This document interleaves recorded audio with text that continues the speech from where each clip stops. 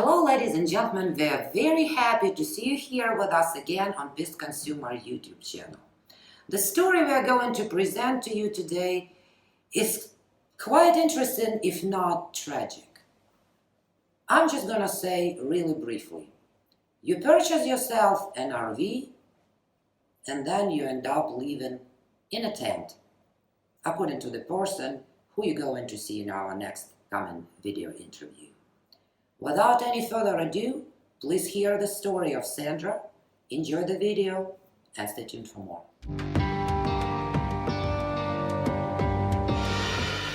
Prior to the sale, everything was, naturally, everything was good. It was okay. I flew from Los Angeles to Houston to take delivery of it, and I was supposed to be met at the airport. Nobody ever met me. So I took an Uber out to Katy, Texas, which was not too close to the airport, to pick it up. And I saw it. There were a few glitches and what have you that, they said, okay, fine. Yeah, they took in the back supposedly to fix. It was mostly aesthetically because I don't know anything about mechanics. And what ended up happening was they were supposed to give me an orientation, a walkthrough. So at least on the way home, if something were to happen, I might know, where to look or what to do or where to go if it's important, if, whatever. And they just shuffled me right out of there after they took the check and I signed the as-is paperwork and all that kind of stuff. And that's it. And it was like I had I was strong-armed into getting into this, this RV I knew nothing about, and it was running already. I remember that. And it was facing the street and I was being helped in. And then another guy next coming in on the other side put the belt on me. I remember that, and then, I said, well, wait a second. I said, I need an orientation. I don't know what to do here, and the salesman sat there and just mouthed, call me,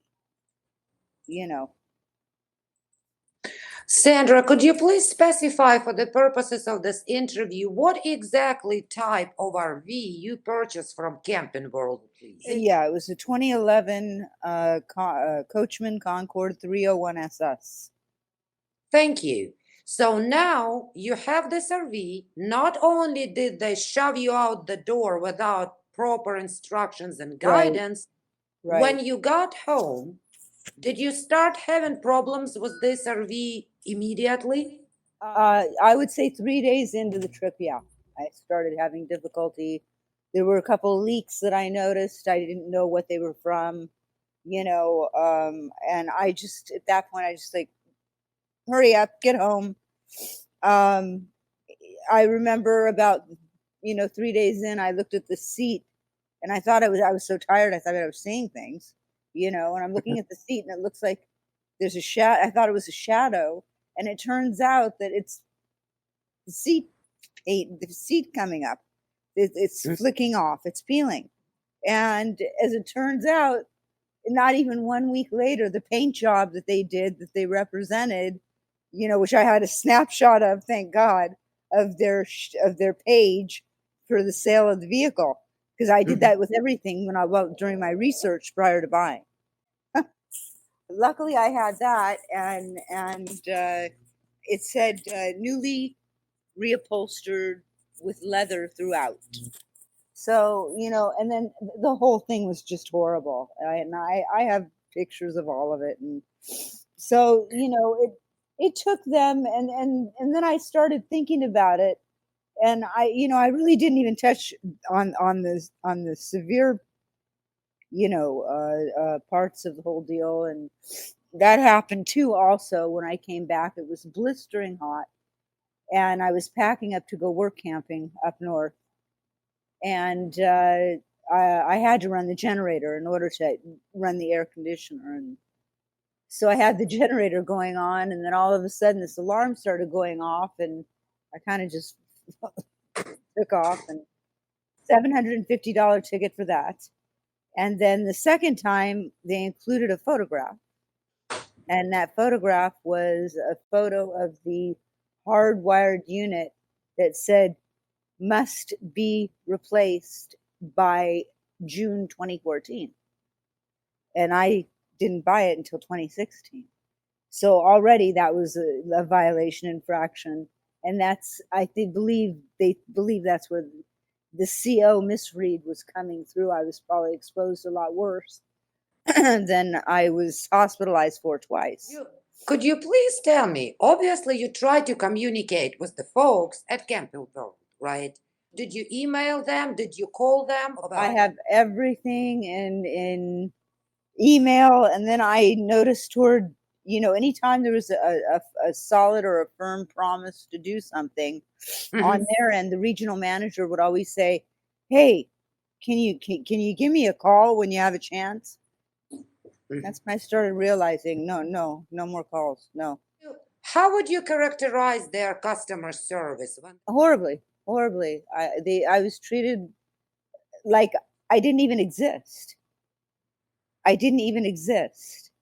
And the other thing it's funny because it's not funny, but it's funny. I mean, in retrospect, now I'm looking at these documents that I had to pull and pay for myself, which is the NMVTIS. It's a multi-state vehicle history database for RVs and commercial vehicles.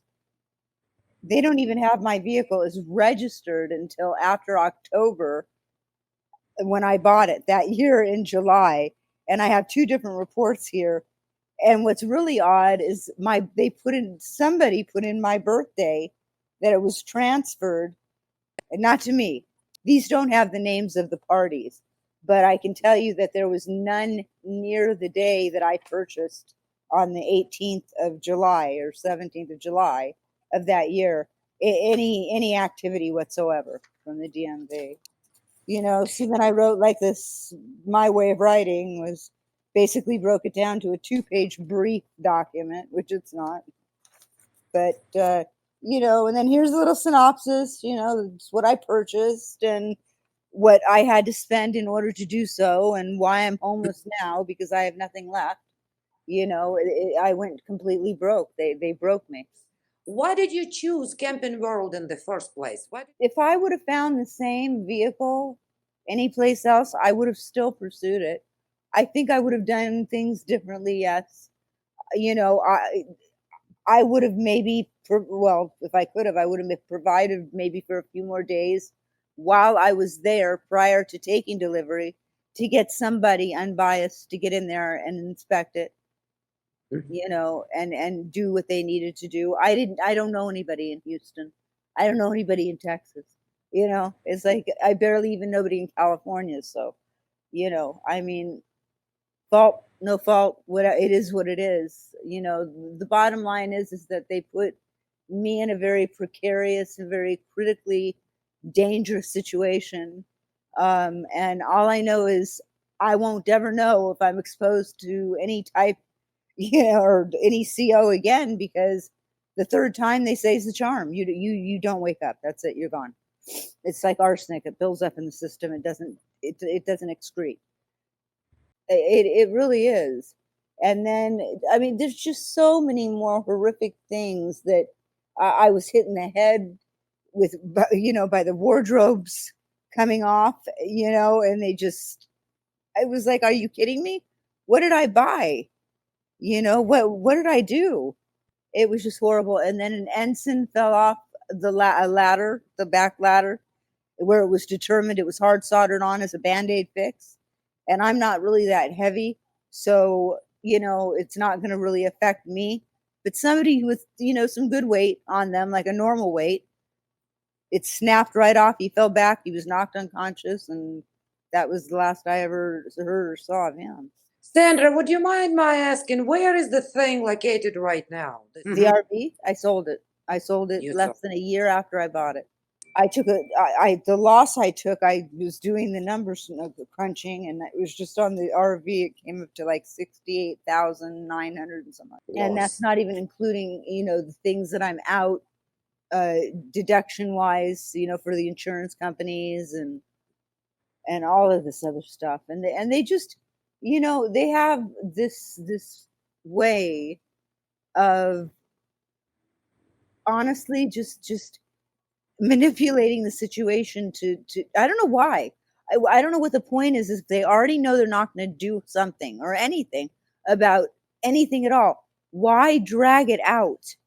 Just say, "No, I'm not intending on doing anything." I did buy it as is, and technically speaking, they could have said you bought it as is, but then they entered into this release agreement that at the end, and I've never heard of anybody signing another agreement, after they've already executed an as is, unless to me that's an admission of fault. Yeah. What would you say it was that point of no return? What was that thing that you the most about Camping World? Well, to tell you, I'll tell you the one thing that they did not ever substantiate or make clear is the fact that Good Sam and Camping World are one and the same. They're owned by the same person. I mean, I don't know if this is the case, but I've come to the conclusion that at least as far as I'm concerned, they churn out crap because they can sell their warranty, and then they know the minute that something will go wrong, within probably 24 hours, and they'll need the roadside assistance, and then they're going to be told by the Good Sam side, take it back to where you got it from, which is Camping World. And so you're generating a constant, loop of money. Absolutely. And it's hand over fist money from what they've sold in the first place, which was garbage and a death trap. As far as I've been told by the fire department, it was a death trap, and I should have gotten rid of it a long time ago. I should have forced them to take it back, they said. I spoke with 2 different lawyers, about if they felt that I was in the right or in the wrong. They absolutely both. I have that in writing too. They sided with me and they said, "Oh God, are you kidding? You need to find yourself a good consumer advocate." And I've been talking to a lot of people, and I found that the best way that I can get out there and get my voice out there is on the same platform that they're on. And chances are that, I realize I'm going to be homeless. For how long? I don't know. But the bottom line is that it just dredges up all of this whole thing, that I would not be in this position right now had they not deceived me, defrauded me, thieved me, and just let it go. It's like, how do you live with yourself? Live with yourself under those circumstances when you lie to somebody and you tell them over and over again. I mean, even the salesman, he wrote me and he had apology after his, "I am so sorry. I am so sorry." He said, "I just want you to know that I took my commission and I returned it to Camping World, to the accounting department. The commission made off of my unit." And I said to him, I said, "That is such, what?" I said, "First of all, why wouldn't you give it to me, the damaged party? Why would you give it back to Camping World, the one who I'm having the problem with getting anything done here?" You know?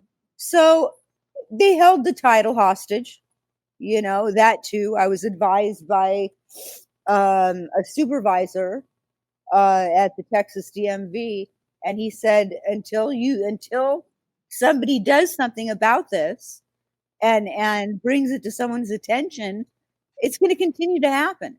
They're registering vehicles when they're not in the correct year, and that makes a big difference when you turn around to sell it.